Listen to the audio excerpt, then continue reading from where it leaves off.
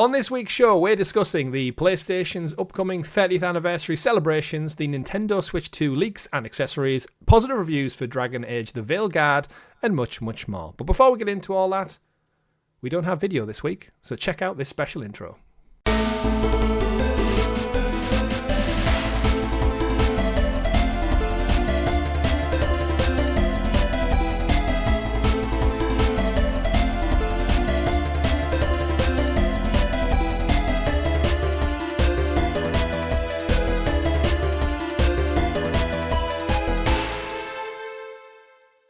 Good game, everyone, and welcome back to the GamerGuild Podcast, your weekly show where we get together and round up all the weekly video game news for your listening or viewing pleasure right here on youtube.com/GamerGuildTV, and also available up there in the digital clouds on your podcast platform of choice. We've got a great show for you this week, and your podcast players are myself, Chris, at Arcane Rogue, and my man of many pixels, at RichieC89, returning once again. And it's a very special show because we don't have video for the opening 30 minutes or so, folks. So, surprise, after 5 years, you're going to get a static image for the next half an hour or so. We didn't record, or it didn't record, or OBS did something. So, technical difficulties aside, the show is here in its entirety in audio form. We'll kick back in with trailers and stuff later into it. But thank you for sticking with us. Check out the rest of the episode. We've got a great show lined up for you all, but before we get into all that, don't forget to like the video, subscribe, and ring-a-ding-ding that bell so you're kept in the loop with all the great content we do here on the channel, like this very show, like our weekly live streams, like our retro looks back, and more importantly, our 5th year anniversary stream that is coming up next week, Richie. We've been talking about it for quite some time. We're nearly there. 5 years of content coming to you live every single week, consistently. This is technically episode number 429. Of our podcast making career. Never missed a week of the podcast since we started. In half a decade. That is quite impressive for essentially what is a two-man crew with special guests from time to time. Who also have full-time jobs and families and stuff. and other responsibilities and such as well. But yes, we're celebrating 5 years as our yearly Gamer Guild celebration kicks off this Saturday, 28th of September. We've got this podcast live. So if you've always wanted to get involved a little bit more, get into the chat. We'll be reacting, responding, answering questions as the show goes on. React with the news with us and talk it all out. We'll be also doing a multiplayer live stream. We'll be playing Gears of War 2 as part of our full playthrough experience. We'll be getting together to rank every console in the world and where we see it fits on the ranking tier system.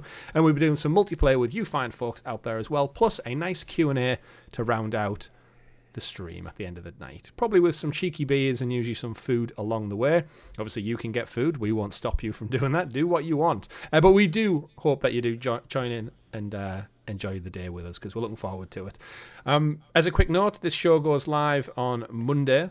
The sale will be up, so if you're interested in getting yourself some GamerGuildTV swag, or maybe some retro classic Sounds of Stadia swag, or everything in between, there is currently a 20% off sale of everything to celebrate our 5 years. So 20% off. If you want to go grab yourself a hoodie heading into the winter, get yourself a bandana because you think you look cool in one, or maybe treat yourself to some sexy shorts because you're one of those weird people who wear shorts all year round regardless of the weather. You know, I think there's some swimming shorts in the store as well, so you might as well get prepped for next summer.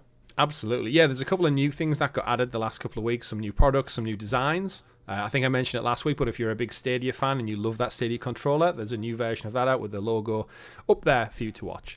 And of course, we'll be back regularly scheduled programming later this week as Richie, you're diving into... Oh, yes. I was going to... words. I'm a podcast, I need to use words. The Legend of Zelda, Echoes of Wisdom. That's right. That's the brand new one, of course. Assuming Amazon deliver it in time. Well, you can always pop down to Argos like I did the other week. But yes, in the meantime, though, welcome everyone. Don't forget, comment, help out the algorithm. Tell us, in fact, how good Richie's beard's looking this week. Oh, thank you very much. It's starting to blend. You're getting a good blend, top and bottom. Yeah, I'm quite grey. There's the thing for our audience. How much more grey am I now than episode 1? Oh, you have no idea because episode 1 wasn't filmed; it was audio only. That's right. It's like episode 26, 27, I think we went live with video feed. But yeah, if you go back, I'm sure we've both aged quite a lot over the last 5 years. But what's been keeping us young is your fantastic support and, of course, all the wonderful news, because that's what we'll be talking about in just a short while. If you are new to the show, as I said, don't forget to like. But we always start the show by talking about what we've been playing this week. So usually it's on a live stream, but we also do play games in our off-camera time. Richie, Yes. Still playing Jedi Survivor. I am. Said it like that. I am playing Jedi Survivor, but I want to talk about Castlevania. Oh, yes. Do. Go into it. So I have been playing the Castlevania Dominus Collection. Shout out to Konami and Keymailer for providing the code. There's currently a video up on my first look for members. It'll go for non-members at some point. I haven't got it scheduled. It was a random email. I was not expecting to get it. They got me a code at a time when I could record something, so I did. And you know what? It's really good. Really enjoyed it. How many games total make it up?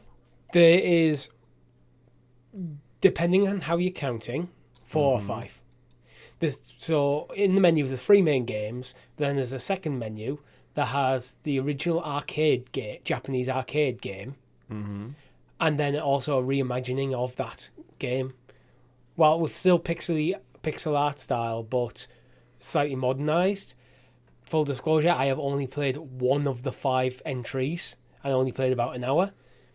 But because the main 3 in the Dominus collection are Nintendo DS games.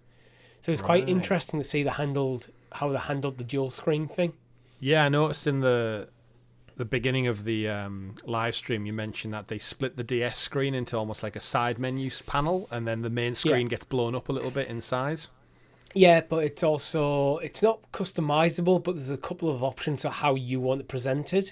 So you can have the 2 screens just side by side. You can have the main screen quite bigger and 2 smaller screens off to the side. One of them will have the map, which I believe is just normal on the DS as on your second screen, and one of them just has a kind of a character status screen. So it has an additional feature there. But yeah, it was actually, I thought it was really well done, and obviously it's customizable to a certain degree, which is always nice. But they're just good games. Yeah, I didn't realise there was so many, but I guess it's a franchise that's been going for like 30 years now. Yeah, and when I got the code, I realised I don't think I've played a Castlevania game before. I might have played bits here and there, but I've definitely not played a Castlevania game.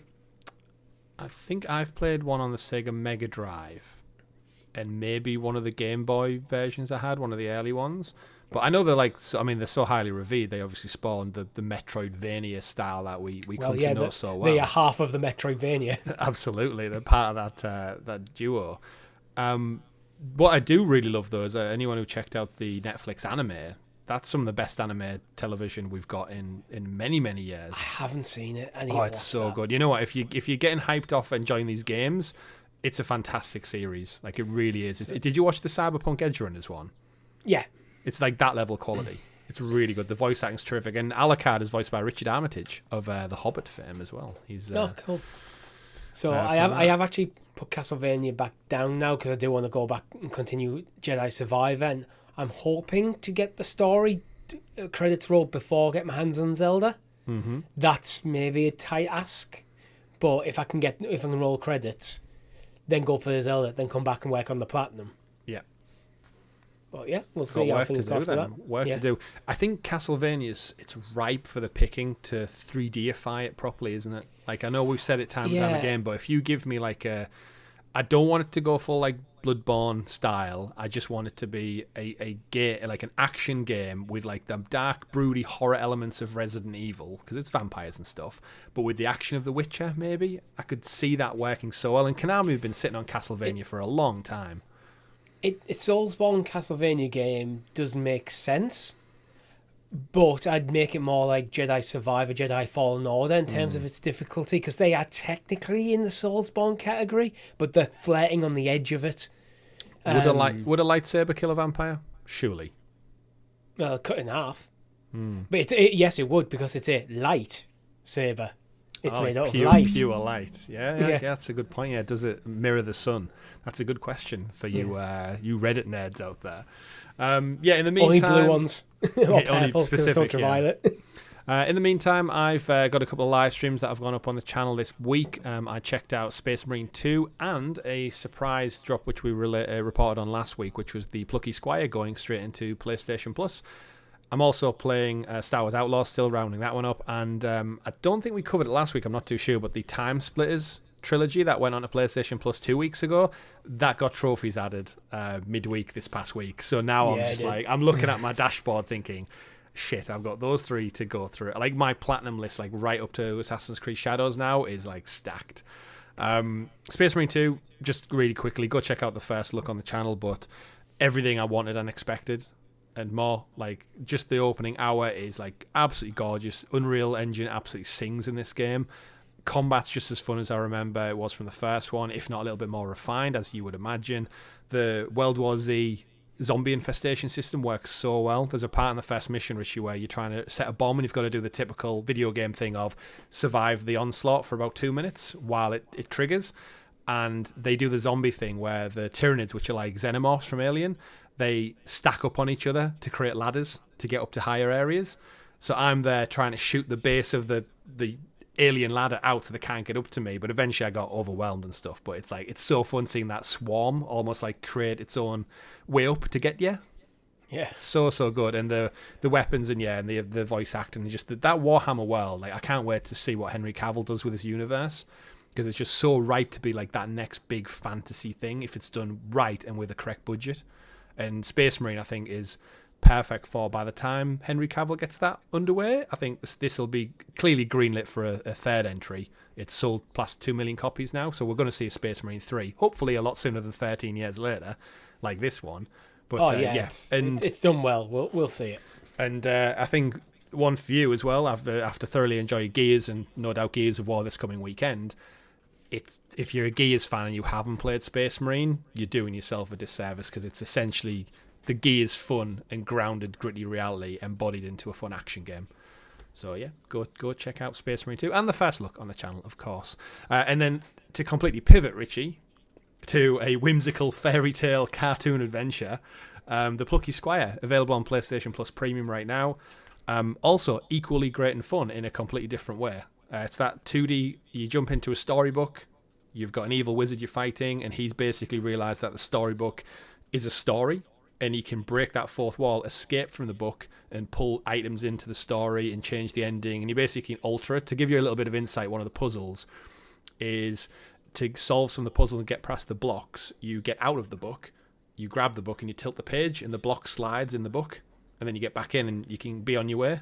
So it's really clever puzzle dynamics mixing 2D to 3D, with just really, actually, in terms of story play, it's like It Takes Two in terms of like the gameplay. Yeah. Mixed with a little bit of lost words sprinkled in there, because it is a book. Okay. So you can, to solve puzzles, you can switch words out.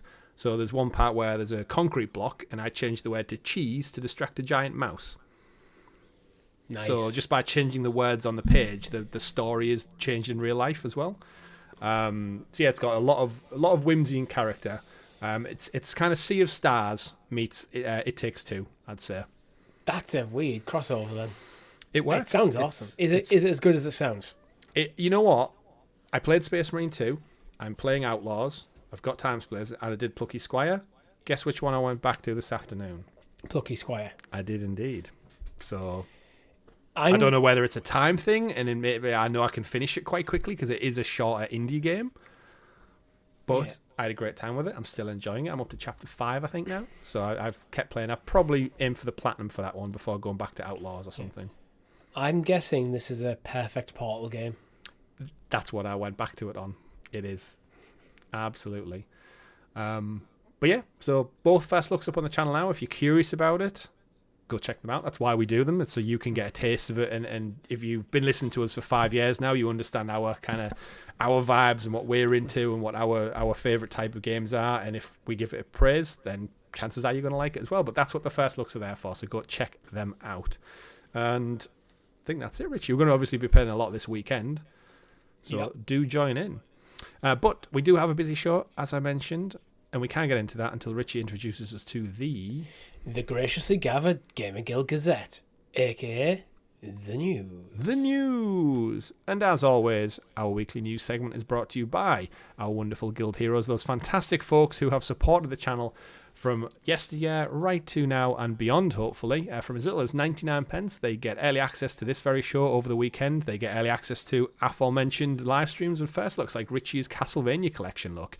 And a couple of other things sprinkled in there, like stickers and badges next to your name in the live chat when we do go live. But again, hand on heart, thank you very much for all the support. I think we definitely couldn't have done it. We couldn't reinvest in the channel with our intros and stuff. Richie's just had to buy a new hard drive because our computers are starting, after 5 years, they're starting to get a little bit heavy on the memory front. I already have 2 external hard drives, which are full from Sounds of Stadia and Helix Cloud Games, and now I've bought a third external hard drive because my internal one on my PC is full.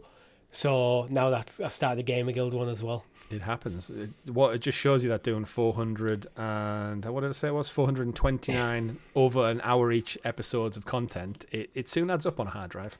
I mean, I could delete stuff, but I hoard it. Yeah, we all do. Digital hoarding, it's a thing of beauty. But Richie, regardless of the support, let's get into the news. And PlayStation kicking off our news story for the week. They're going to celebrate the 30th anniversary later this year, and we knew they were going to do an anniversary collection of sorts. They teased it earlier in the month with just like stickers and little bits of merchandise and gear on the store, and we thought, is this how they're going to do it? Is that going to be it? No, they dropped a blog post this week that basically all of the anger, resentment, and bitterment that was built up last week around the PlayStation 5 Pro totally swept aside if you give it a nice PlayStation 1 retro colour palette, apparently. They came out and teased a collection of hardware accessories for the 30th anniversary that includes a PlayStation 5 Pro limited edition in the PlayStation Grey with special numbered coding. They're only making a certain amount of them. A digital PlayStation Slim 30th anniversary collection. A PlayStation Portal Remote 30th anniversary collection. A DualSense Edge and a regular DualSense controller with the 30th anniversary colours as well. In and amongst that, you also get things like the USB charging cable is designed to reflect the original PlayStation 1 controller. The charging dock has also got there, and they also come with little cable ties that represent the sacred symbols of PlayStation. And immediately when that's not even it. Even the packaging, the box art is very reminiscent of the original PlayStation 1. And my word, when I saw this and I read the blog, I couldn't help just look at myself, go, fuck, I want it all. I want every one of these things. I don't have the money to, and I know after last week we both said we don't want a Pro, but my word, did this have me counting my pennies going, do I want a Pro? Can I trade in my PS5? But we don't know the price yet. We don't know the price. The rumor is it's going to be more expensive, which I think is a big dick move. If it's like, it can be limited edition and still be the same price as the regular model. It's literally just a color palette change and a couple of little accents here and there. Then I reasoned with myself after speaking to my wife that maybe I just get the DualSense. Maybe. In my heart, I'm telling myself maybe I'll just get the Portal and sell my current Portal and then kind of like count the differences, like the treat, like the £50 I might make back or something. I don't know what the current going rates are for the Portal. That Portal is sick though. It is. I love the retro good. PlayStation button on like a multi-grey tone thing with that little bit of colour. Mm-hmm. Oh, it's good. It just pops. Like I'd love to know if you're out there watching along and you are you grew up a Nintendo kid or you're more Xbox inclined. Like, does this pop for as much as you, or me and Richie having our roots in PlayStation? Is it just tipping us over the edge beyond? Because the internet just popped off for this. Everyone was like, "That is sexy shit." Why is grey with a little splash of colour just work on hardware? Why does that work? A regular DualSense. I think if it had that little splash of colour, that'd be a nicer controller. But these anniversary ones, though, the whole range just looks beautiful to me. I'm like, oh, money. There's not really much more to say on that one, I guess, other than isn't it the ping pong of being a PlayStation fan right now is like back and forth. It's like, it goes. It's like being in a toxic relationship, isn't it? It's like Concord to Astrobot to PS5 Pro cost, then back to the 30th anniversary. Like, basically means next week we're in for a bad one, which is ironic because there is a rumoured state of play coming this Tuesday. But could be a bad one. I mean, it's not a showcase, it's a state of play, and if you don't temper your expectations, they usually leave people a bit sour inside. We are talking about internet reception, not sensible people reception here. So true. it's going to be poorly received because people will be expecting a showcase. That is true. But I'll put it to you then, Richie, of this 30th anniversary collection, if you were to dig deep or maybe treat yourself or maybe the girlfriend will look for you this Christmas, any standout items that kind of like tickle your fancy or that could push you to open up that wallet? Because it all looks so damn good. The problem is I don't need any of it. Do we need any of the stuff we talk about on this show? I think I would rather spend my money on games, assuming money's no object. That I do like that Portal because I use my Portal a lot. Mm-hmm. It is my Portal is basically my primary gaming system right now. So that Portal could tempt me, but I don't want to spend the money on a second Portal right now. Yeah, this is where I was starting to think, like, right, Christmas is coming. If I didn't own a Portal, though, I'd be going for that bad boy. Yeah, I'm looking. Like, they have said, to be clear for everyone, pre-orders begin on the 26th of September in regions via PlayStation Direct. If you're in a country that doesn't have PlayStation Direct, they're going to sell exclusively through PlayStation partners. They have specifically said there is limited availability on these. In particular, if you're looking to get the PlayStation 5 Pro bundle, they're only selling, I can't find it in the article, but it's something like 12,000 units or something. So it mirrors the date which the PlayStation launched. So it's like 12 something. But it's basically super limited edition. It'll say somewhere in here, I'm sure. There you go, 12,300 units, which is very few for a global audience. Just over 10k. You know what? I do like the PlayStation Slim and the PlayStation Pro, the look of them. But I think I still don't want in my living room my console to be like a statement piece massively on display. I don't mind it in my office because there's a nerd cave basically. But in my living room, as beautiful as it looks, that's getting hid behind the telly. There is actually space behind our telly, so that's where my girlfriend's PlayStation is literally behind the telly. So it wouldn't be on display anywhere. So for me, that'd be the Portal or the DualSense. I wouldn't get the DualSense Edge. Yeah, I wouldn't get the Edge either, but the regular... I don't think it's worth the additional cost. No. I just don't. We're not Twitch shooter players, that's why. But yeah, the Portal, I'm kind of like just toying with myself thinking, like, my PlayStation Portal's in immaculate condition still. Like, there's no reason why it would ever really be damaged. Especially when you look after your tech like we both do. And I'm thinking, like, second hand, I reckon I could still get a good 120 upwards for it, probably.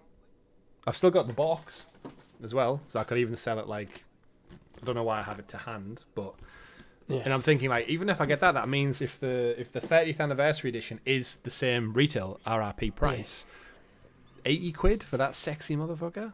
I think there is and my wife can get me it for Christmas. I think there is currently a lot of Portals going second hand because I think there was some initial like difficulties on like getting them out. So scalpers took them all and left with this stock that is now.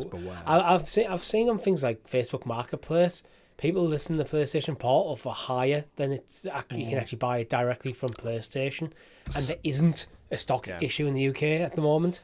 Scalpers aren't smart; they're just timely and crafty. Yeah.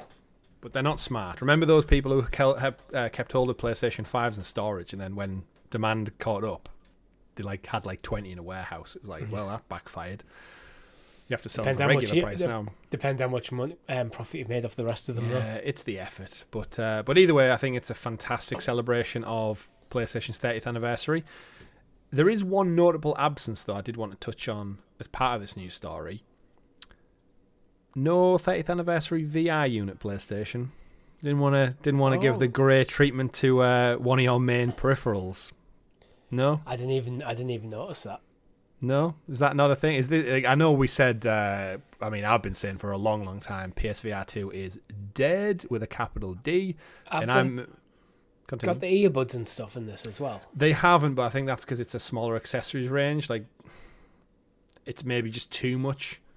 Like to put on your marketing teams to get that branding out across so many things. So I think they've picked the big hitters. And again, I think the plates are quite easy to do. I think the color schemes are probably a switch, but I think when you get as meticulous as like earbuds and stuff, but I just think the PSVR is one of their hardware pillars. and the fact that the Portal got it. And I know I made a prediction pretty much when I first got my hands on it, that it will outsell the PSVR 2 and more so. I think it's safe to say that it's done. R.I.P. Even if it's not done, they've looked at it and went, it's worth doing a limited edition run for a Portal, but not for the VR2. I think both this partnered with the huge success of Astrobot not coming to PSVR 2, even though it was a PSVR 2 game. Like, Astrobot was the VR mascot, and he jumped over to the main console, and he's never looked back, to his credit. And no games upon. Remember, we got Horizon at launch, Call of the Mountain, and we've had nothing from first party since. PSVR 2 must be, 2.5, 3 year old nearly now? Yeah, maybe we'll see some of the State of Play. We should point out as well, we're not covering the State of Play. We don't plan to, because I think it's rumoured to be this Tuesday, so tomorrow after this show goes live. If they suddenly tease like it's Ghost of Tsushima or something, we might jump in for the half an hour, but chances are we'll just pick it up on next week's live show. I really wish they'd give you more notice, because I'd like to watch it. I'd like to cover it, but considering we're recording this on Friday evening and we don't know, and it might be Tuesday, there's no way to it makes it very difficult for us to schedule something like that. Yeah. And I think the other one is there's Tokyo Games Week, which we know, which is why we think the State of Play is lined up, because it's to get ahead of Tokyo Games Week, because we know PlayStation are going to be there. Kojima, we're now going to hear Death Stranding news. Xbox, Phil Spencer put out a little brief video earlier today saying, like, we're looking forward to seeing you there. Tease something big potentially, and the reality is we'll probably just have to cover it on the show. We'd love to do all this, but as Richie said at the top of the show, like, we've got friends, family commitments, work. Like, I can't just drop everything on a random Tuesday with 24 hours notice to record when it's not fair on the plans I've already made with family. I'm rarely in my own house, so I have to plan to make sure I'm in the right house to record at the moment. It happens. Yeah, it does. But that's it for the PlayStation 30th anniversary for now. We might see some more things. Have a look on the Gear Store. As I said, there's some cool PlayStation merch out there. If you are a big fan, the way to get yours is apparently just to paint things in grey with a little splash of colour. It works. It works. Moving on, though, to the next story. Richie, if you are moving between houses so often, why not think again about getting yourself the Switch predecessor, currently known as the Switch 2 or the Super Nintendo Switch. I'm sure it'll be on our radar in the near future, but as the rumour mill continues, I can't wait until Nintendo just bloody announce this damn thing so we can stop rumour milling around for what feels like 3-4 years now. Yeah. We need an intervention. All video game fans need to go to Nintendo. Guys, we love the Switch. Mm-hmm. Just give us it.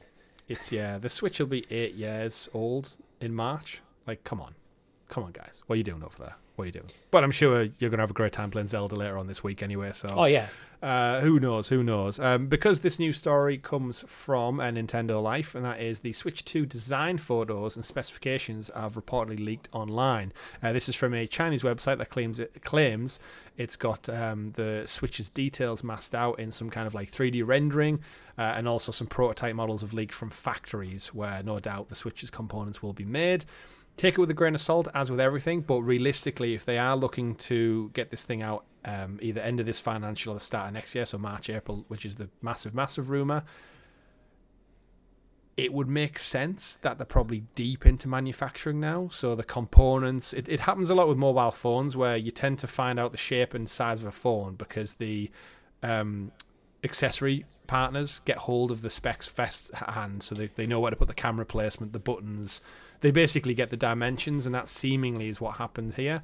There's images that have gone out which basically just show off the form factor of it all, and it's pretty much what we wanted. What you said, Richie, it's just a bigger Switch, bigger screen, bigger size, bigger battery, faster processors. We're rumored to be potentially looking at 12 gigabytes of RAM, HDMI 2.1 support, and which a lot of people will appreciate, 256 gigabytes of internal storage.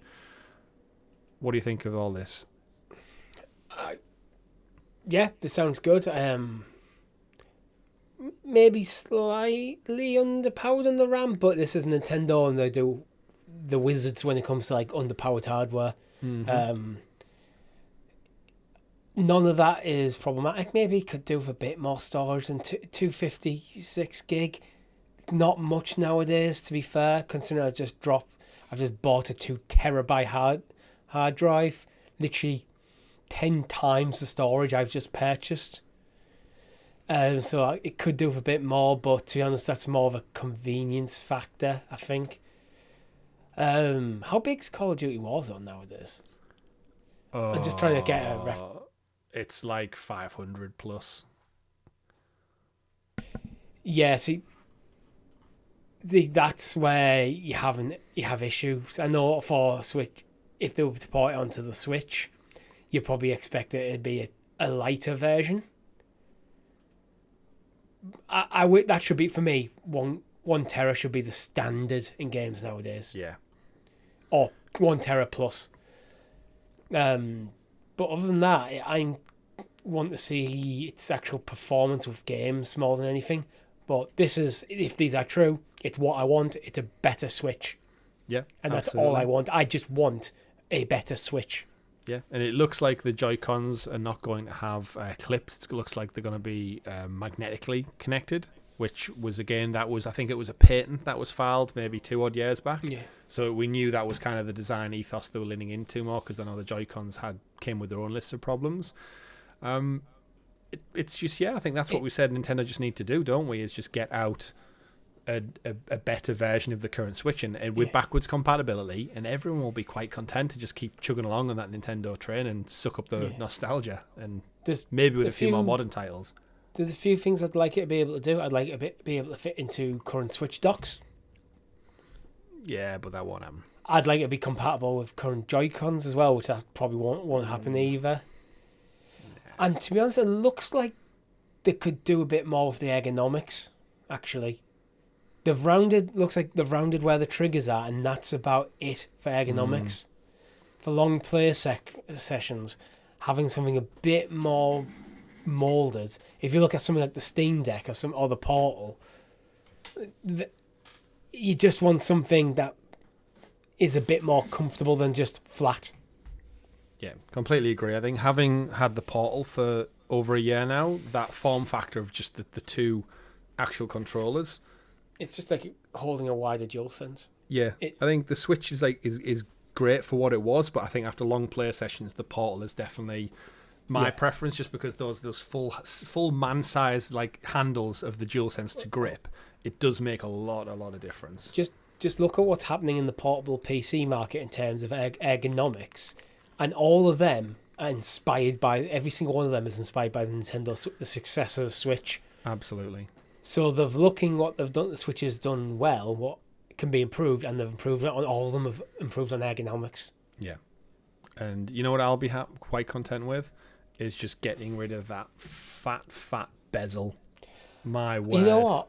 I don't care about bezels, because the thing is, when you're playing a game, if the game is good enough, you don't notice the bezel because you're not looking at it. Just from an aesthetic standpoint. Yeah. The design eye bugs me with it, but more Switch 2 news, leaks. It's the saving grace, Richie, is now we are in the kind of the final throes of the race, and we've been talking about it for so long, but this thing has to come out next year, so we have to hear about it soon, and it seems to be getting there. I've got a feeling now it's going to be, because we are getting quite late in the year. I would expect it to be out in time for Christmas next year. Probably this time next year, and because at this point, if they're going to, they want one last hurrah with the current Switch, which I think they'll be looking at as Christmas, the last hurrah for the Switch, and then maybe Q1 next year. Let's talk about the Switch. Finally, talk about the Switch 2. Switch 2. Let's do it. But yeah, so hopefully some Switch news coming up soon. Maybe we'll get some stuff at Tokyo Games Week, which we'll cover on next week's live show. If it's gone live, I can't remember when Tokyo Games Week is. I feel like it's this week. If we've got a State of Play on Tuesday, I feel like it might be next weekend when we have the celebration. It might be on. We've covered the day before. But yes, hopefully some Switch news, hopefully some PlayStation news. We know Xbox are going to be there. And we'll cover it all on next week's live show. And we'd love you to join us from 12 o'clock next Saturday, 28th of September. Moving on to another preview that we've got. This one isn't a leak. Dragon Age: The Veilguard. It's one that's not been on my radar. It's not been on a couple of people's radar. Hell, it wasn't even on the developers' radar for quite some time. But BioWare have gone back to the well, and it seems like influencers have had their hands on it this past week for kind of like 6-hour segments. And looking around at all the different gaming websites, it seems to be that Dragon Age: The Veilguard is getting people really, really hyped, Richie. I've heard things from a lot of people we often listen to as if the first 6 hours gives any indication what the rest of the game's like, this is straight up for Game of the Year discussion, is what I've heard. Reading some other reviews, people said this Dragon Age: Veilguard feels like the series' Mass Effect 2 moment. As anyone knows, Mass Effect 1 to 2 for BioWare was like a huge leap in just everything, polished storytelling, gameplay, the best of the series, most people would say. And I was curious because you were the more Dragon Age inclined of the two, as I've never played a Dragon Age game. And this isn't really on my radar for the back end of the year, but everything I'm reading, everything I'm hearing about it, from character creator to open world to dialogue choices, like in the classic BioWare fashion, seems good. Like, I know it got a lot of criticism in the trailers for its cartoony style, maybe leaning more towards Fortnite than it was realism. But it seems to be that people are kind of getting over that now they're getting hands on it and actually seeing what it's like in play. So, yeah, where are you at with Dragon Age Veilguard? Do all these positive previews have you any more hyped? It comes out on Halloween. I don't know, to be honest. One of my things is Dragon Age Origins, one of my favourite games of all time. Dragon Age 2 is fun, but it was rushed. Like, the main problem with that game is it was made in like 9 months or something. Like, it was ridiculous. Inquisition I didn't love. The opening hours of that game were amazing. But as the game wore on, I found it. Have you ever played a game that you like less the more you play? Oh, undoubtedly, yeah. Yeah, it was one of them. And the character of Solus, I despised him. Not in the way that you like some characters you love to hate. Like Emperor from Star Wars, you love to hate that fucker. Yes. But you like him when he's on screen. Mm-hmm. The character of Solus, hated every moment he was on screen. Every single word out of his mouth, I just could not. You know, when you just can't stand someone rubs you up the wrong way. And back when this game was called Dragon Age Dreadwolf, he is the Dreadwolf. So he was, I don't know if he still is, but he was meant to be central to the plot, which kind of just made me go, ugh. Kind of like, I don't want a game that's focused around him, personally.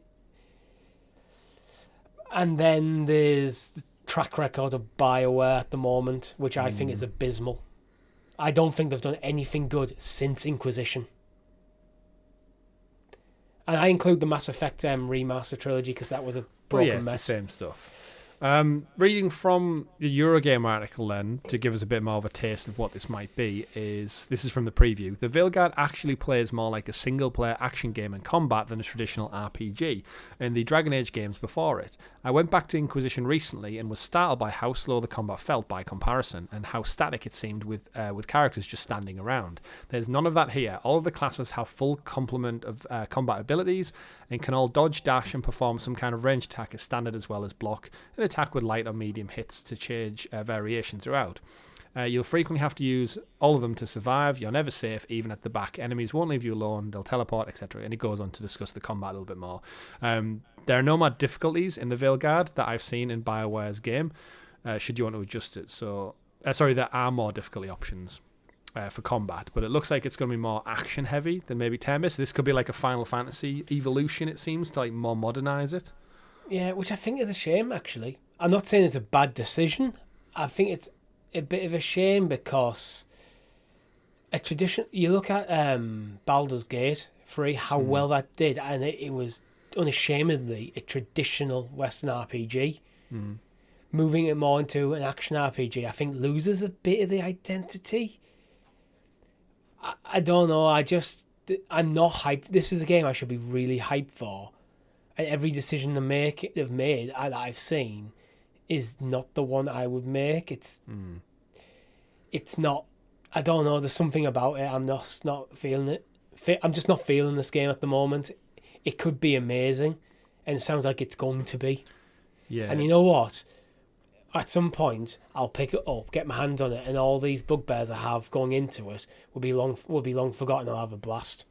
Yeah, reading out the end of this preview is the journalist says, I've only played one act of a 3-act game, though, so there's not much more I haven't seen, and what I've seen was condensed into an action-packed mission and fixed sequences, with the exception of a slightly more open-ended crossroad area, which you'll return to time and time again. So it seems like there's a bit of a hub world. I didn't see much in the way of downtime because there wasn't any time for it, so I haven't seen any quieter moments of the game. Regardless, I'm elated to see BioWare in this kind of form. As an action cinematic game, the Veilguard roars with quality, as well as role-playing, is a welcome refreshment to the density of Baldur's Gate 3, which it'll no doubt be compared against later this year, though perhaps it will be better considered a complement to. Based on what I've played, I have absolutely no doubt the Veilguard will be an enjoyable ride. My concern is however much a memorable one it will be. So it seems like, in reading around, you can go read obviously your own reviews from multiple outlets, but they all seem to be on the same thing where combat's fun, characters are great, like in terms of the companions, the character creator's great, the visuals look beautiful and stunning, and it kind of makes me think like again, having never played one, for me it's like the story hook. Like, why should I give a shit about these fantasy characters? Like, what is going to pull me in, as you said, my faith in BioWare. Like, I love the characters in Mass Effect. I was actually shocked playing the game many years later with the Legendary Collection, how much the writing in that game stands out so well. I actually cared about all the different characters and species and races and the history, and I was listening to the codexes because that guy's voice is so cool who does them, and just learning about the Citadel and all the history of the universe and stuff, which really shocked me. Like, it really did just feel like a really good Star Wars game. But with this one, I look at it and go, BioWare's history doesn't make me want to play it. Having never played one of the other previous entries before, it doesn't make me want to play it. So saying it's just a good action game, that's not enough anymore. So I think I'm with you where it needs to come out with 9s and 10s. It needs to be deep in that game of the year conversation for me to go, you know what? This might be my first Dragon Age game. I think you would really enjoy the story and the presentation of Dragon Age Origins. It's old and it's a bit janky now, and some of the visuals aren't great. It is a bit ugly in places. But I think the narrative you'd really appreciate. Inquisition, again, I think is a game that you could actually really enjoy. With every game in the series, they've got more and more action-focused and less away. Because what I loved about Dragon Age Origins when it came out is it reminded me of a game like Baldur's Gate 1 and 2.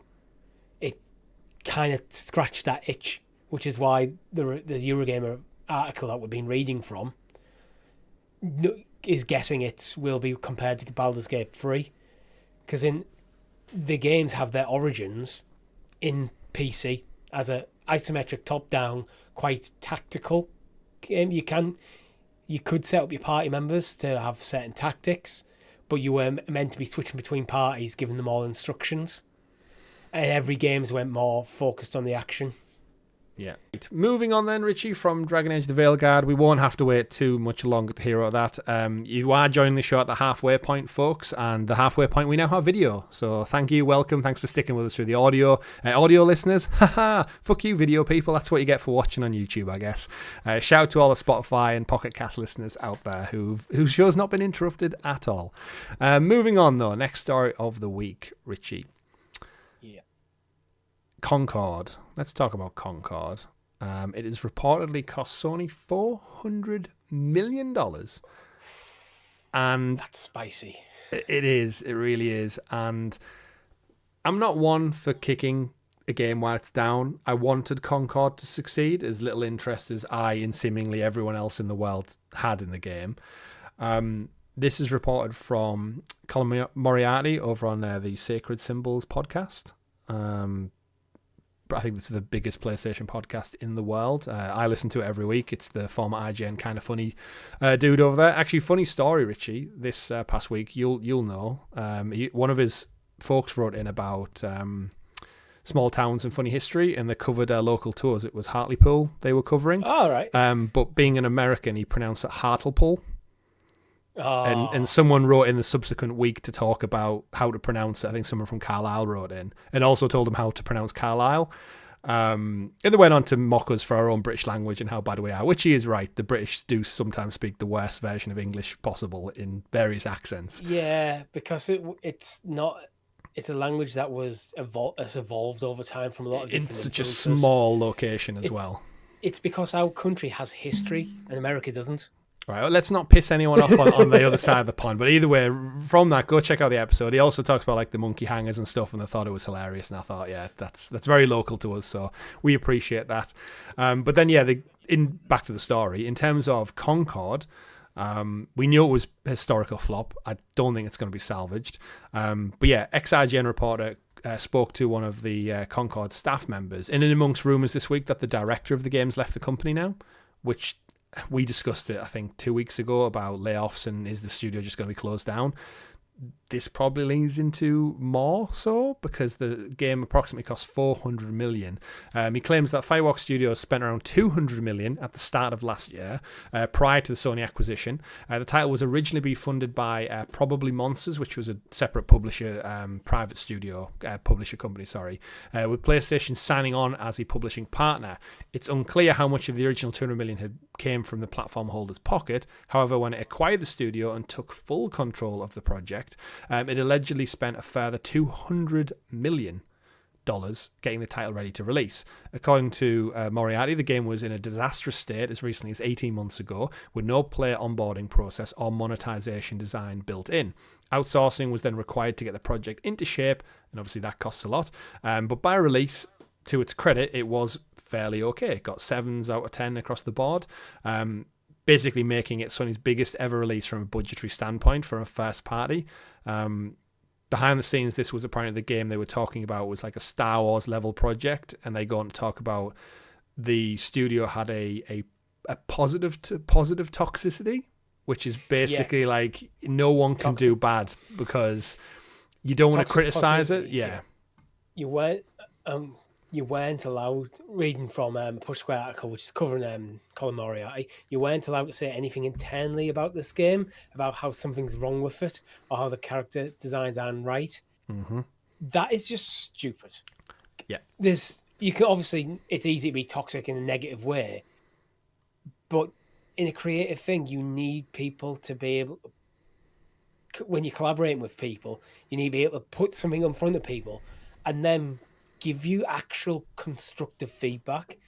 And then the constructive feedback might be you spelled anniversary wrong, and it could be actually this character just seems off, it doesn't fit the world, I don't like the design of that. Obviously, I think in a creative thing you have to go to specifics. This is why I think this isn't working for me, but you can't just say nothing ever. Yeah, absolutely. So yeah, it's down and out. We'll obviously get more about it soon. But just to add to that, we don't want to obviously keep flogging that dead horse, but I know at the top of the show, I was talking about Time Splitters getting trophies. A separate article from Push Square. Data coming from the UK sales chart shows that the Time Splitters titles sold individually sold more than Concord. So that's an old retro game getting a relaunch, sold more. It makes you wonder, what was it that Sony saw in this game to spend $400 million on it? I think it was just chasing a lost cause, and they were so deep into it. It was like just more money, more money, more money. Get it out. They must have had the blinkers on. They couldn't see. They were probably looking and go, "Oh my god, this is amazing, amazing," but not actually doing any real market research. Yeah, that's how it feels. Absolutely seems like that at the moment. But yeah, shout out to Time Splitters. Moving on from that to another Bungie tied in kind of game. Rumours are this week Bungie's Marathon, the upcoming reboot game following on from Destiny 2, is going to stick with its £40/$40 price tag, according to recent reports. They're not going to make a pivot to free-to-play. They're keeping with that $40 price tag. And yeah, I just wanted to kind of throw it over to you, Richie, and think in the wake of Concord, is this too far? Apparently internally they're too far to pivot back to a free-to-play model. Do they delay it? Where's your vibe with Marathon? Because I really worry that Bungie should maybe have just moved on to Destiny 3. To To be perfectly honest, I don't really know much about Marathon, but that, I think, in itself is part of the problem. It does have very Concord vibes for me, where it's forgettable. And Fair Games vibes. Like, they all look the same.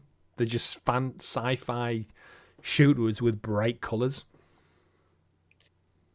Yeah, I don't know. I think maybe because it is Bungie, there might be a bit more credibility. People might be a bit more interested. Mm-hmm. But I don't know.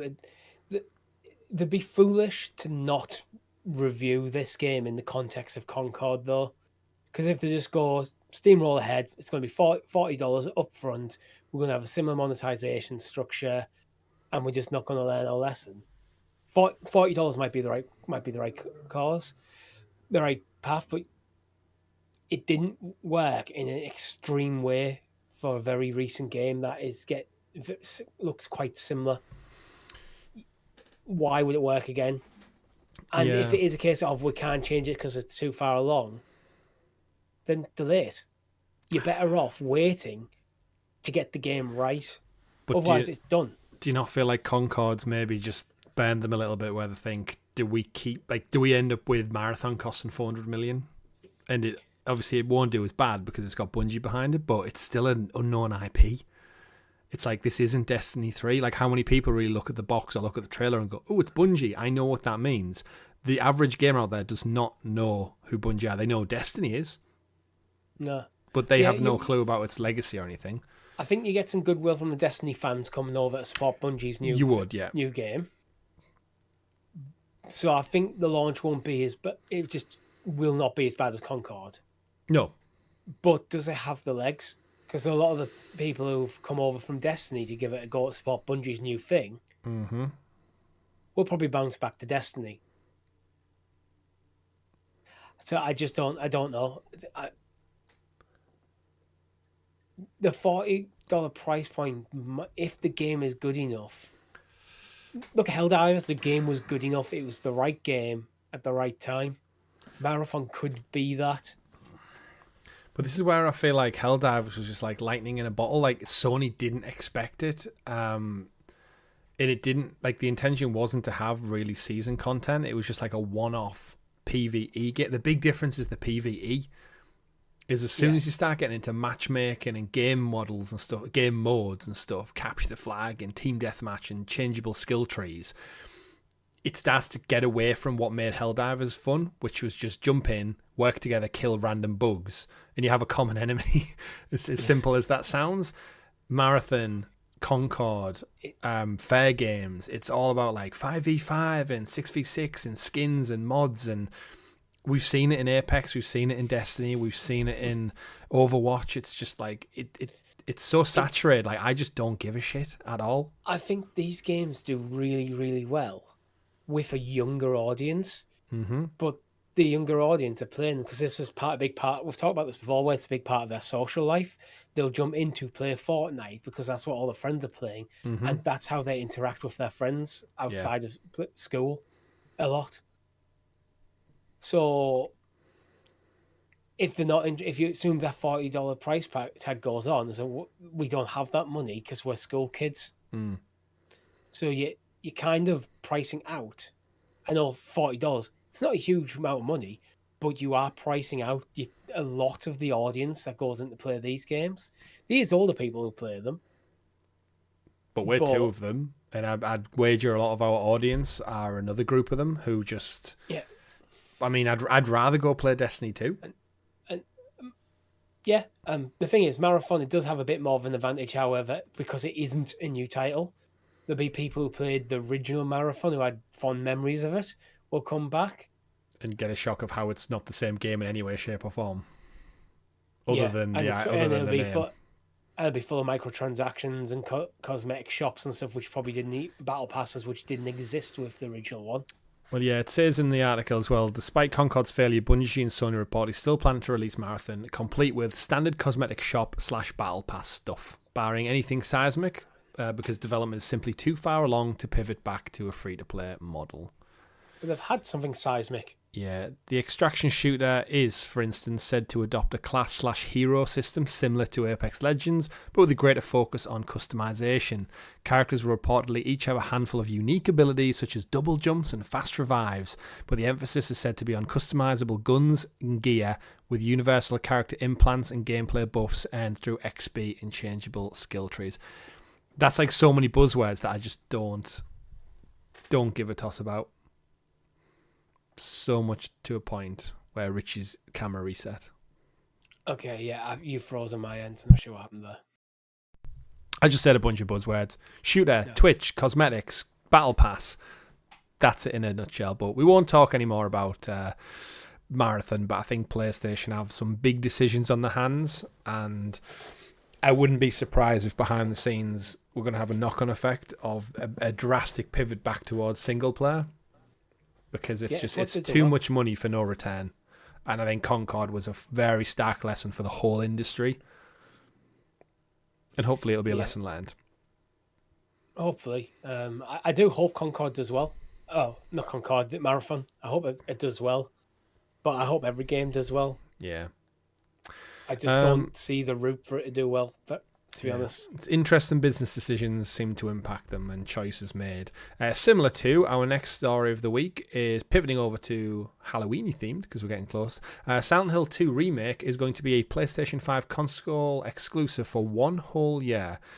It's finally been confirmed that the remake is going to come to PS5 on October 8th, and it'll follow 1 year later on other formats in October 2025. So next Halloween, if you're on anything other than PC and PS5, probably Xbox and is pretty much the only other outlier there, you'll be able to jump back into the Silent Hill 2 remake with grim world graphics in 4K, 3D audio, haptic feedback, adaptive triggers, and a dynamic light bar to help you track James's health throughout the game.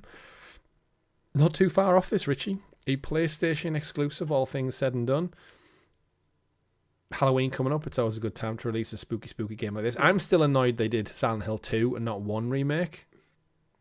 Yeah, it seems a weird decision. It's like, I know they're copying Resident Evil by going back and doing a remake, but you didn't have to copy them by starting the second one. Like, come on. Technically, Capcom did do a Resident Evil 1 remake.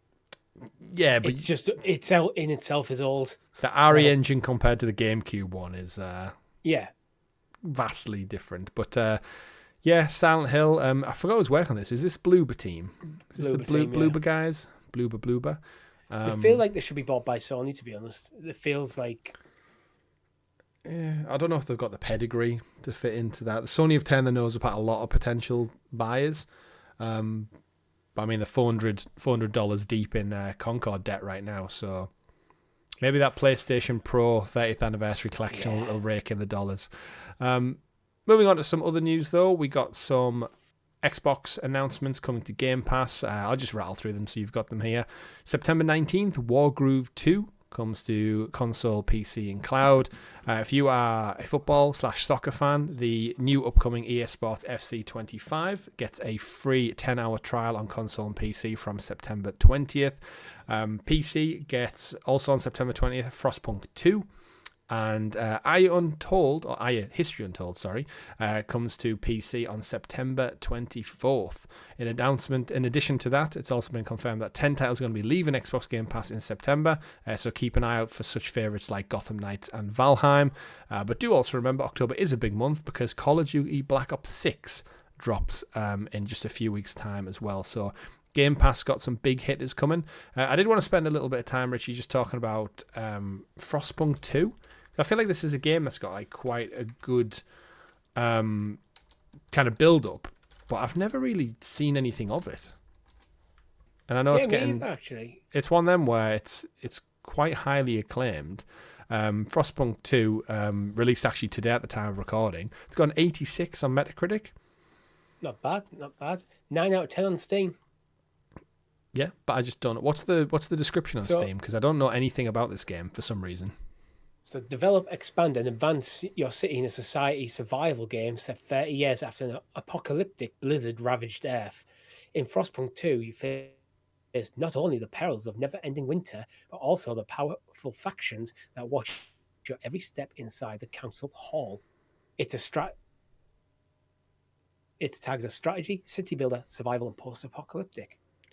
So Feels it's a good. bit like Humankind / Civilization, it looks like. But with more of a survival twist to it. Yeah. I think this could be really cool, actually. I like the aesthetics of it. It's got like a very Metro vibe because of the Soviet / cold influence. Looking at just a few things from reviews. PC Game Pass. Yeah, a couple of reviews here. 9 out of 10 from FC Tech. Frostpunk is an excellent looking, excellent sounding, and great playing organic growth and succession from the original. Spreading further along the wasteland, you have to balance more and deal with politics, resources, factions, and even more challenges, often including settling and building in new areas. Still a challenge, but more approachable. This is yet another city builder that will shine amongst others. So it's nice to see that. I like it when a game comes out of nowhere that kind of like just catches you off guard.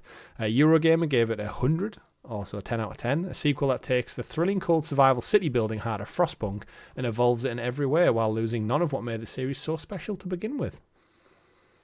Interesting. It might be one for the dock there, Richie. Frostpunk 2, and available on Game Pass, as I said. So some Game Pass titles there for you all to check out and play. Richie, our Xbox All Access has now lapsed, I think.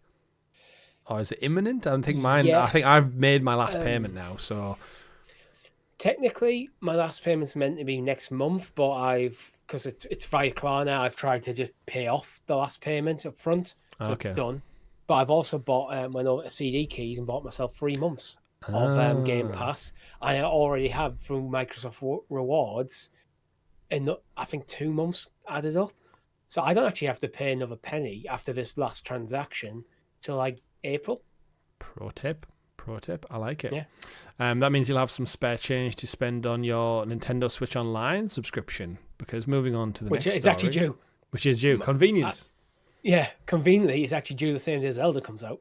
Very convenient. Nintendo will be renewing their Switch Online library with 4 more titles. Battletoads Double Dragon, the 1993 beat-em-up, is arriving, as well as 3 Super Famicom titles, including a Big Run from 1991, the action puzzle title Cosmo Gang, and 1993 Kuno-kun no Dodgeball Dayo Zenin Shugo. Whatever the hell that means. It's a sports game, apparently. And puzzle games, Big Run. Again, it's typical of this. The only one I really stand out for me is Battletoads Double Dragon. I didn't realise they had a crossover between those 2 franchises. I like that Nintendo preserving these things. They definitely run on the Switch. Yeah.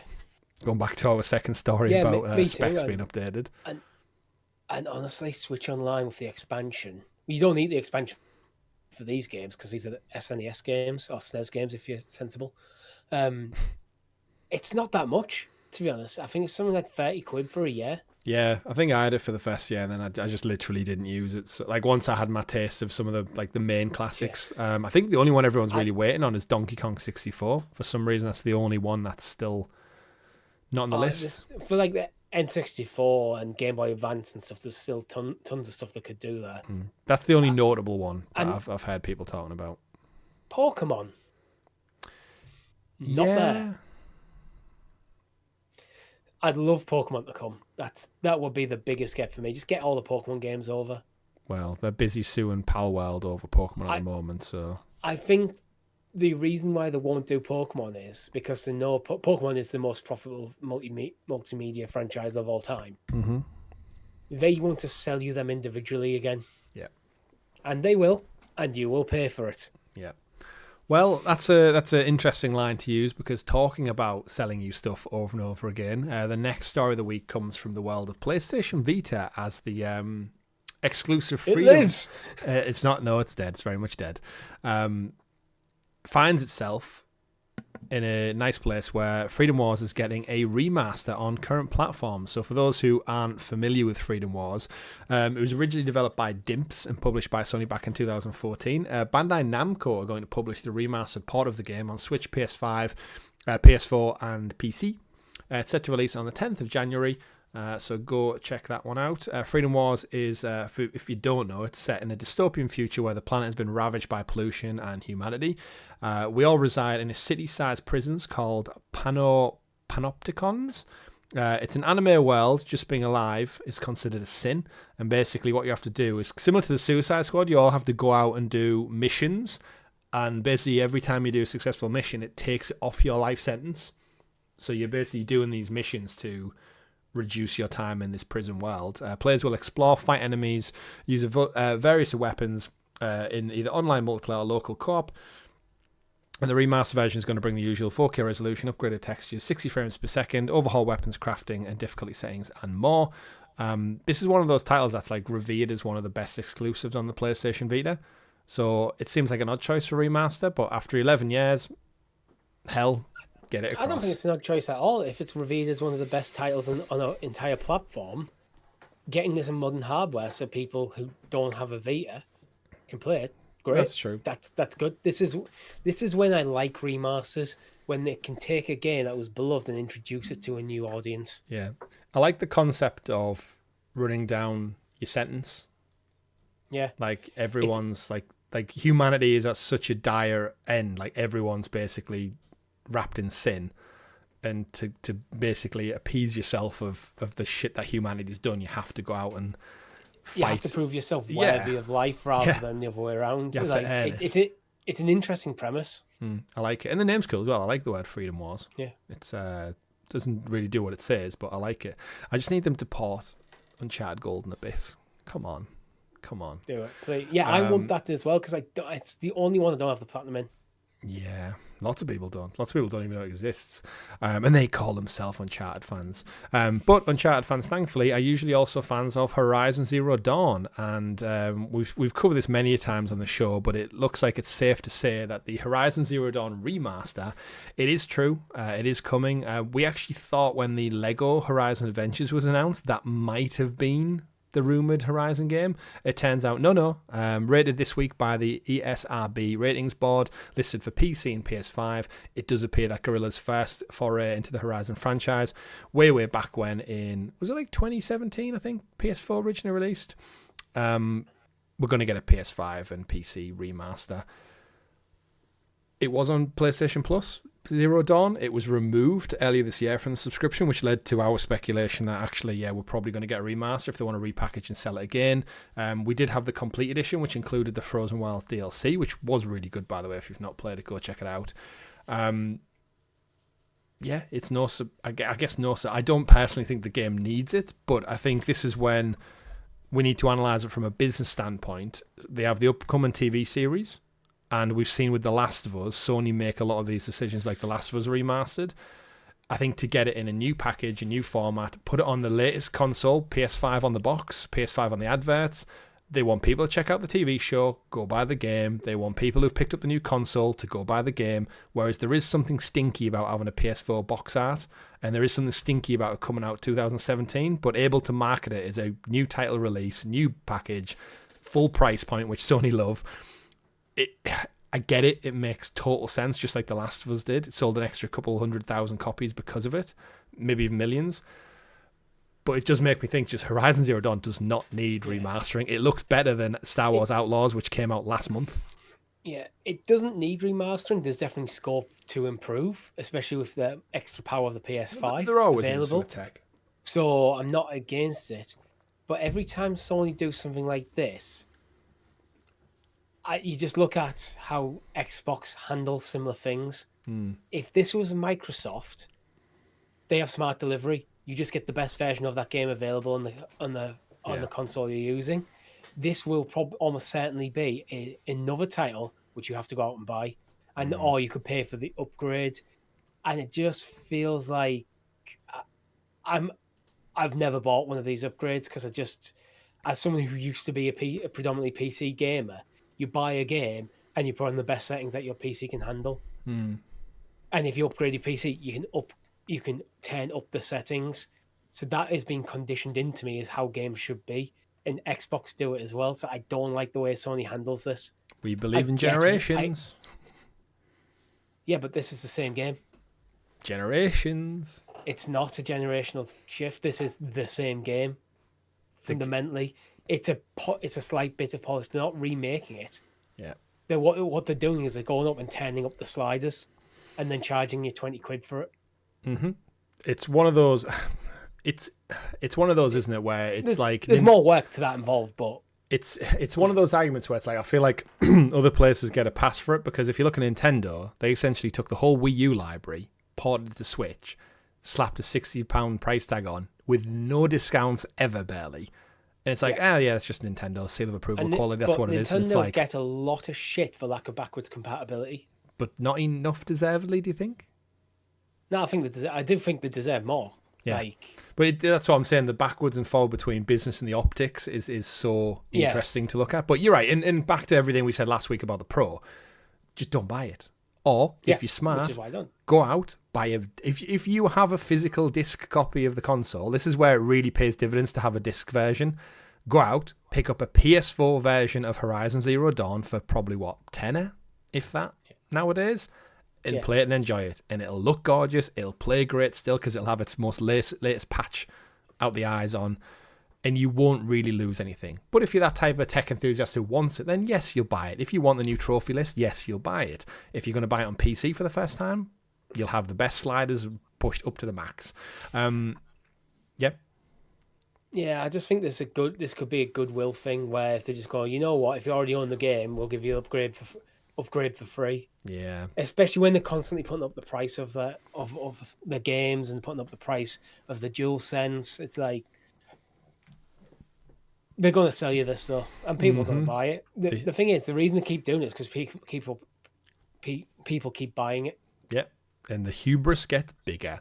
Did you see last week, by the way? We don't think we covered it on the show. The original director from the Days Gone game was kicking off about Astrobot because the Astrobot cameo in Deacon St. John from the protagonist from Days Gone was in Astrobot's little character, and he tweeted out saying like, "Oh, how is this honouring the game when it's basically making the character shill and promote another title in Astrobot?" He totally got the wrong end of the stick of like, dude, this is celebrating the history of PlayStation. He came across as very salty because Days Gone didn't get a sequel. Yeah, and he seemingly left the company after the fallout of all that as well. So I think it's either a loss of a job, and he was, again, rightly so, I think, back in the day, he complained that other sequels got greenlit and other studios got to make sequels when Days Gone sold respectively well compared to others, and it didn't. And I just think he's got a rod up his back off the back of all of this, because Astrobot's great, and it's about the celebration. It's nothing about shilling for other games from using history and mascots. Like, you tell me Crash Bandicoot's in it because it's a failed franchise? No, it's because he was a PlayStation mascot, so he's there. And Sony will have had to go to Microsoft to get that in there. But yeah, he's got the wrong end of the stick. But the reason I want to bring it up is off the back of the Horizon Zero Dawn news. There's also rumours, speculation going around that actually Days Gone is also getting a PS5 remaster. It's rapidly gathering pace after interviews with John Midler and Jeff Grubb, who's usually quite good with leaks. He started tweeting saying that he's less than excited about another one. If he's angry about the Astrobot thing, he's going to lose his mind at this because, if true, another move for Sony is after a sequel being pitched, apparently Days Gone is going to get a remaster. Now, looking at the business side of things, which you always try and look at it from both two lenses, internally, the reason I saw a separate article, and I think it was Push Square actually, saying about why we get so many remasters this generation. And a big part of it is because we're early in the generation, essentially, is PlayStation put a lot of these smaller teams, newer members of staff, on remaster projects so they can get familiar with the engines and the software. So when we get all these remasters, essentially Sony trying to upskill their staffing teams and replace staff that have left. And I can kind of see where you go, right, we've got a small team of, say, 30, 40 people. They're trying to cut their teeth on the proprietary tech PlayStation use. What have we got that can not only make money, we can market something, because again, don't have a good run at live service games, so they have no money coming in game to game outside of just box sales. So you know what? Small team together, get them working on it, bring them up to speed, and yeah, we might get another 500,000 sales off the back of it for this easy port, effectively. And you know what? It might be them dipping the toe back in, going, "Were we wrong to not greenlight a Days Gone sequel?" It's going to do better than Concord, I reckon. A Days Gone remaster. Well, yeah, because Concord effectively, because they issued 100% refunds to everyone who bought it, effectively sold no copies. Yeah, they ate money on that. Yeah. But you know what? I'm a Days Gone defender. I've got the platinum in it. I thoroughly enjoyed playing Days Gone. It was nowhere near as close to The Last of Us as everyone thought ahead of it. The motorbike mechanics, the open world, the freakers, and the mission variety, I thoroughly enjoyed it. The voice acting was fun. If you're looking for a zombie game and you don't want to play The Last of Us, or you have played The Last of Us, I would probably recommend Days Gone as like the next best thing. So yeah, you never played it, right? No, it was just I don't know why. I was playing other stuff at the same time. You hate motorbikes, that's why. That's it. That's totally it. Yeah, it seemingly is that PlayStation. Imagine if tomorrow's rumoured state of play is just 7 remasters get announced. I think it's worth noting as well, Sony are very aware games take longer to produce and cost a lot more money, so every single game is a higher and higher risk. As much as I was a bit critical of them with Horizon Zero Dawn being remastered, that potentially can offset the development for Horizon 3. Because, we'll go back to it. As you mentioned, we're given opportunity to upskill our new members of the team as we're scaling up. Then these guys that get familiar with the franchise, get familiar with the engine, then go on to work on the Horizon 3. And Sony have something to drop to bring in some money in the interim. Absolutely. And that's not a bad model to have when live service isn't cutting it. It's not. I don't fundamentally hate remasters. I think when Sony are taking games from PS4 and put them on PS5 and then charging you full price again for the same experience with a slightly higher frame rate, I just don't think it's the values there. No. And because other providers do things in a different way, which is more consumer friendly and should be the industry standard, in my opinion. But they're in third place. That's where the hubris comes from, isn't it? It's the reality is all things said and done, if people want to buy it full price, that's their prerogative. If they want to sell it for full price, that's their, like, we've already played it. I've already played these, I've had my fun, and you know what? If I want to go back, I'm the idiot who can spend 50, 60 quid on a remastered package if I want to play through it again. Would I rather do that in 10 years when I've not played it for over a decade? Probably. But if it was something like, I'm the person who bought The Last of Us Part 1 remastered, and I thoroughly enjoyed it, I got the platinum again, and I have no regrets paying full price for that because it's one of my favourite games of all time. So it's each their own, isn't it, with these? Yeah. But you're completely right. Moving on then, let's round out the show with a few quick fire questions. Speaking that off the back of Sony and how long it takes to make video games, Helldivers 2 seemingly having difficulty level increases, latest buff update. I don't really want to go into the news of what this is. It's more just for me, it's like mad how it's so clear they didn't have a long-term plan for Helldivers 2. This game came out in February, took the world by storm, and here we are going into October, and all we've had is tweaks, skins for weapons, no sign of any new enemies or boss types or anything dropping into the game, no massive marketing push. Hell, the only CGI stuff trailer they've got out was the trailer they showed off for the game initially, which is also the intro to the game, where the arachnid bug comes in and he goes, and all his family get killed, and he goes, would you like to join the Helldivers? That's it. So there's been like Fortnite seasons and stuff there's just none of that, which shows this caught them so far off guard. They've struggled to get with the live service model. And Helldivers is one game that I would have happily played more, but like most live service, it got stagnant, it got stale. I still had a thoroughly good time with it, but you know what I mean? Like I feel like it needs something fresh, and here we are, like three quarters of a year later, and nothing's really changed. And they keep saying, yeah, player numbers are coming back, and we've added this in, and we've tweaked this, and these weapons have been nerfed, these ones have been increased. They're adding a new difficulty in, and people are saying, yeah, it's great, it's fun. But I kind of wanted more from them at this point. I thought half a year later I would have been seeing like new factions, new enemy types, different cosmetics that aren't just like colour palette swaps. Well, you have to remember, because how much it took them by storm, they had a lot of work to get up to standard in the first the servers were fucked, weren't they, the first month? Yeah, there was a lot of work to do just to handle it. Mm-hmm. And maybe it doesn't need more. Maybe this is just what it is. What it is. Yeah. You don't, just because it's presented as a live service doesn't mean you have to keep adding to it. They could just go, you know what, this is the vision we have for the game. We've done it. That's very true. We're going to start working on Helldivers 3. Maybe. But there again, they could go, you know what, next year you're going to hear about plans for the first like new proper season. Yeah. And I'll go back to it if it's anything half decent. Yeah. If it's a new faction, it's new worlds, I'll go back. But I feel like as a studio, they'll be trying to figure out how to monetize it because they were quite good with that. They got a lot of praise. Yeah, I think for how they handled the monetization. Both me and Rob bought like I want to say £20 like deluxe boost to get like extra this and that. I can't remember what I bought for it because I was having so much fun with the game and it was £40. I think after playing it for like 2-3 hours, I was like, you know what, they deserve the extra 20 for whatever I get because I'm having so much fun. So they did it right. Last couple of quick stories then. Star Wars Jedi Fallen Order. Jedi Survivor, in fact, dropped on PlayStation 4 and Xbox One. That seems weird to say out loud. Xbox One this past week. One, yeah. I was thinking it's so long and so dead ago.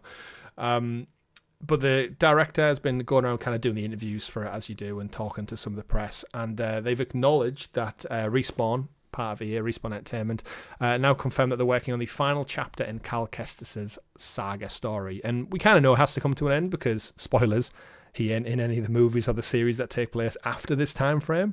So something's got to happen at some point where he either goes dark or he's just never seen again. They're in the process of making it right now, which is the first like official confirmation we've had. No surprise there. They put out a statement that said over 40 million Star Wars fans have connected with Cal and his arc of becoming a powerful Jedi. Respawn are working hard to bring you the final chapter of his thrilling story. So yeah, nothing really to add there. We'll obviously get a lot more, probably, if it's judging on the same cycle, you're probably talking 3.5 years before we hear about this, which seems about timely. And yeah, Richie, you're just wrapping up on Jedi Survivor now. I think 3 games. I'm probably about halfway through. 3 games and done, I think, is like, it's a good resting point, I think, for a story of this magnitude. Yeah, I actually kind of like that they're committing to that. It's like, you know what, we've got one more story with this cast of characters, and then we're done. We move on. But that there again, I think they'll leave Cal in a situation where they could bring him back into other media if they wanted to. Oh, I mean, Cameron Monaghan literally looks like him. So, yeah. And I've seen him on stage at like D23 wielding a lightsaber and getting in on the Comic-Con zones and stuff. Like, that guy through and through loves his job. I wouldn't be surprised if they've been talking to Disney and Disney like, you know what, we love the characters. Some of these other characters, they're fantastic. Mm-hmm. We've got a plan for a movie or a plan for a TV show. We need you guys to get him to this point. Yeah. What we need to get him to the point where his journey in the games is over, and then we can use him elsewhere. Yeah, and I would love that. And when you think about things like The Acolyte being cancelled, which I did enjoy, The Acolyte didn't get a season 2. If you took Cal with seemingly now a fan base of 40 million people have played these games, by the time the third entry comes out, upwards of probably 60 million people. You've got to imagine having that kind of dedicated fan base from a gamer standpoint, then moving over to a Disney Plus series would give it so much traction to start with. You'd almost be stupid not to try. Like, forget doing like a random new spin-off of Star Wars. Take a known quantity in Cal, take a known time frame in that gap between Return and Empire. Sorry, not Empire. It's Order 66, isn't it? And the next one, sorry, after that. And just show me some mini adventures with him and his cast of crew, and I'd watch that totally. And if it takes off, it takes off. If it doesn't, you get a one-season wonder, but we get to see Cal transcend over to multimedia. Or at least get him in the animated series, something like that. But that brings us to an end for this week's episode of the GamerGuild Podcast. And of course, we end every show by looking back at this day in video game history. We are recording on Friday the 20th of September. So looking back, let's kick things off with 38 years ago in Japan, in 1986, we've got Outrun in the arcades and the Sega Saturn.